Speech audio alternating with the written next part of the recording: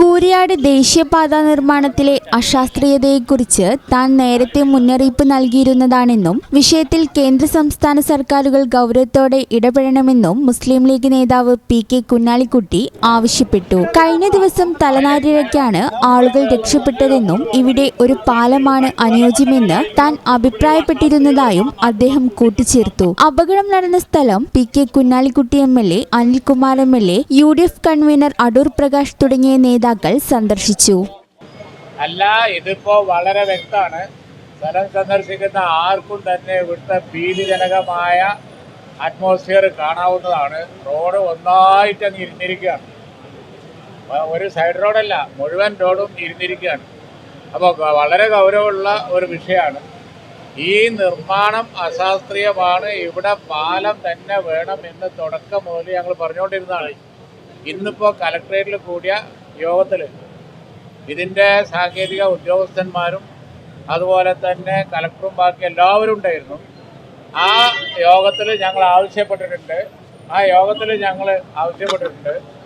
ഇതുപോലുള്ള ഏരിയയിൽ, ഇവിടെ മാത്രമല്ല വേറെ സ്ഥലങ്ങളുണ്ട്, ഇതുപോലുള്ള ഏരിയയിൽ ഈ നിർമ്മാണം നിൽക്കൂല. അതുകൊണ്ട് പാലം തന്നെ വേണം എന്ന് ഞങ്ങൾ പറഞ്ഞിട്ടുണ്ട്. നാളെ അവരുടെ ടീം വരുന്നുണ്ട്. അത് പരിശോധന കഴിഞ്ഞതിന് ശേഷം വീണ്ടും കലക്ട്രേറ്റിൽ യോഗം വിളിക്കാം എന്നാണ് പറഞ്ഞിരിക്കുന്നത്. കൺവീനറുണ്ടല്ലോ, ഇതിനകത്ത് മഴ കാരണമാണ് ഇത് തകർന്നത് എന്ന് പറയുന്നുണ്ടെങ്കിൽ പോലും ഈ പാലം പണി പൂർത്തീകരിച്ചതിന് ശേഷം മഴ പെയ്യില്ലേ? അപ്പോൾ മഴ പെയ്യും എന്ന് അറിഞ്ഞുകൊണ്ട് ഇതിന് ഉണ്ടാകേണ്ട ശാസ്ത്രീയമായ പ്രവർത്തനങ്ങൾ നടത്തേണ്ടതാണ്. ആ പ്രവർത്തനങ്ങൾ നടത്തേണ്ടതിന് പകരം എന്തെങ്കിലുമൊക്കെ കാണിച്ചു കൂട്ടി പോകുന്ന അവസ്ഥ. അതുകൊണ്ടാണ് ജനപ്രതിനിധികൾ എന്നുള്ള നിലയിൽ പലപ്പോഴും പല ആളുകളുടെയും ആശങ്കകൾ പങ്കുവെച്ചുകൊണ്ട് അവിടെ ഇന്നതുണ്ടായിരുന്നാൽ അത് മോശമായി പോകില്ല എന്ന അഭിപ്രായങ്ങൾ പറയാറുള്ളത്. ആ അഭിപ്രായങ്ങൾ കേൾക്കാതെ തന്നെ നാഷണൽ ഹൈവേ അതോറിറ്റി ഇത്തരത്തിലുള്ള അശാസ്ത്രീയമായ ഇത്തരത്തിലുള്ള പ്രവർത്തനങ്ങൾ നടത്തുന്നത് ഒരു നിരുത്തരവാദപരമായ ഒരു പ്രവർത്തനമായിട്ട് മാത്രമാണ് ഇതിനെ കാണാൻ കഴിയുന്നത്.